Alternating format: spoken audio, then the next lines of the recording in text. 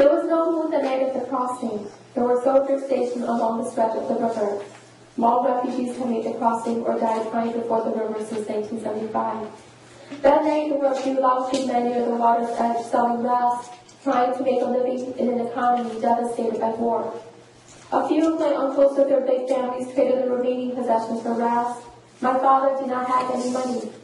The most expensive thing they owned was my mother's silver necklace, but even that had no value for the men with the rafts. What was a symbol of Hmong womanhood, when life and death were on the line. My mother and father stood near the banks, hovering in the bamboo brush. My grandmother stood near the river, looking as each of her sons set off into the currents.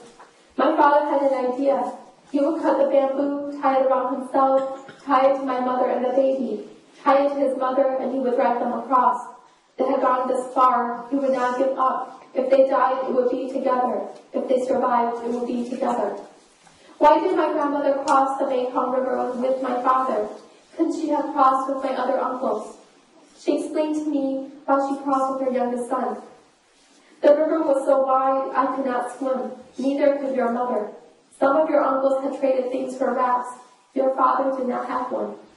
He was the youngest, you see, and he was poor, and I was his mother, but I was poor too. So we got to the river, and I could see it glitter, and I could not see how to cross it. Your uncles took their wives and their children on the raft with them. They all would have made room for me. I could not go with them. Your father had no raft. I was his mother. I chose to die with him.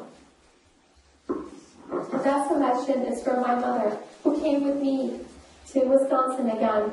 When the book first came out, I was invited to a bookstore in Madison, and they invited me on Mother's Day.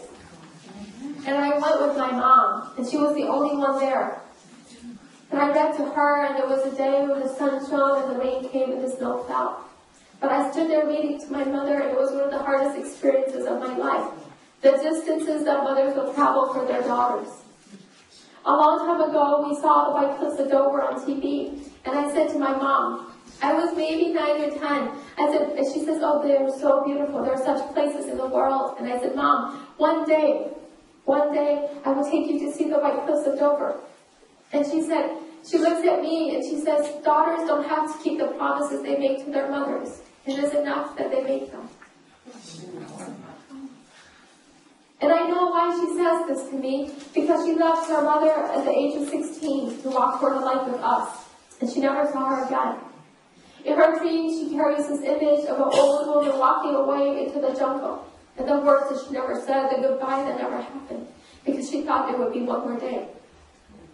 She says to me and my sisters, she says, I don't want your life with me to be like a dream. I will travel as far as I can to be with you. I will always travel as far as I can to be with you. And so she's here with me. We came once again. And I'm delighted because today she's here with a room full of mothers, full of people. So that's for her.